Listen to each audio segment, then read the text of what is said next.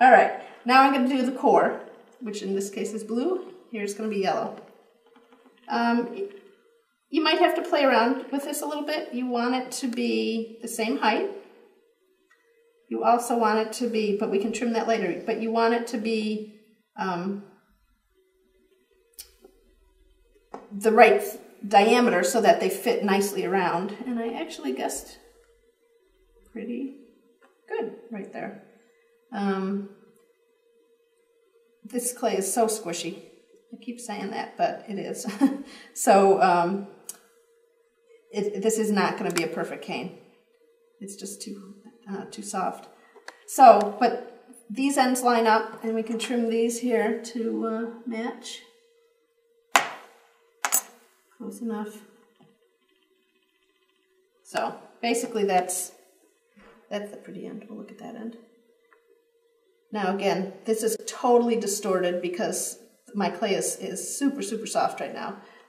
Normally it wouldn't have that much distortion when you cut. But that's a good lesson on why you need to let your canes rest. That shouldn't happen if it's really soft. You can put them in the refrigerator. All right, now we're going to wrap it.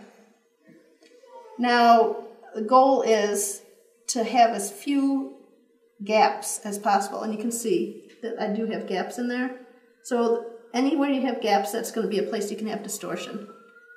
But my clay is stuck together, so I can't really do much about it right now. All right. Now, you can just wrap it, just like we wrapped all the other components, but that will leave these gaps. And that's okay. It'll just be a slightly different look to the cane if you allow this outer border to sink in there.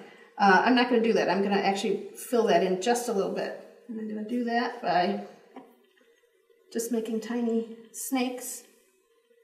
And that's kind of a triangular space, so I'm going to pinch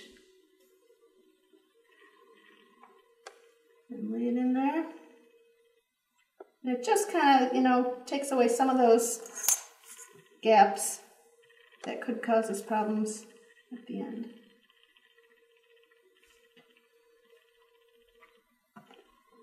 And you can do that for all of them.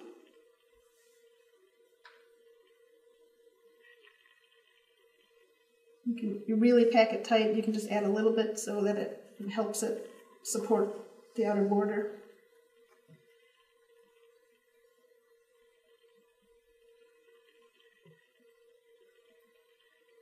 Again, you would take more care and work in a cooler condition if this is going to be your bestest cane ever.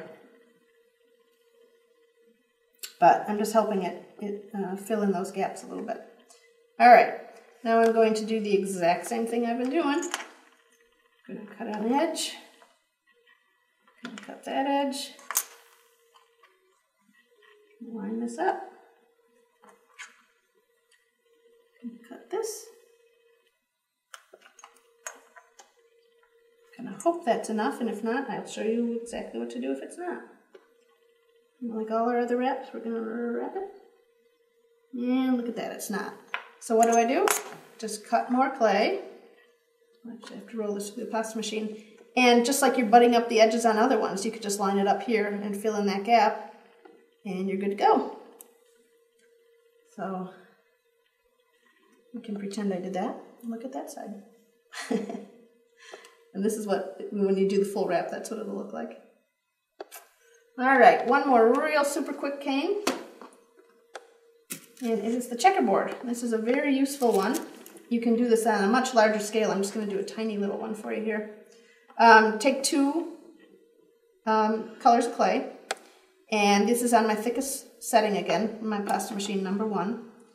You layer them up and cut it in half. And layer those. And this is going to be impossible to really do well in the heat. But normally I would cut it down like that, but that's going to have a little bit of distortion. So I'm going to try and do it this way and see if I can minimize it. But basically you want to cut slices about the same thickness of each layer. So pretty thin slices. Now that's going to get squishy no matter what. So we'll just try. So if you don't let a cane rest and if your clay is too warm, that's exactly what's going to happen. The top layer is smearing down onto the other layers.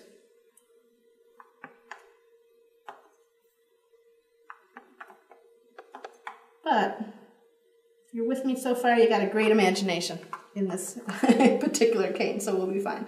We'll look at the ends instead of the sides that I just squished. So you're going to take these slices and flip them and line up the rows so it's checkerboard.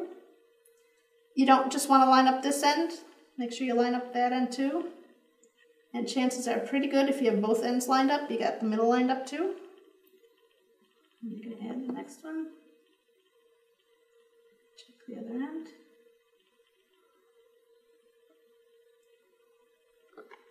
And finally, there you go. This little checkerboard cane. So, those are number 3 and 4 of our very, very, very basic canes. We're going to take another little break and cool down some of these canes and show you how to reduce, and then what to do once you've made these canes, how to use them as beads. So we'll be right back with that.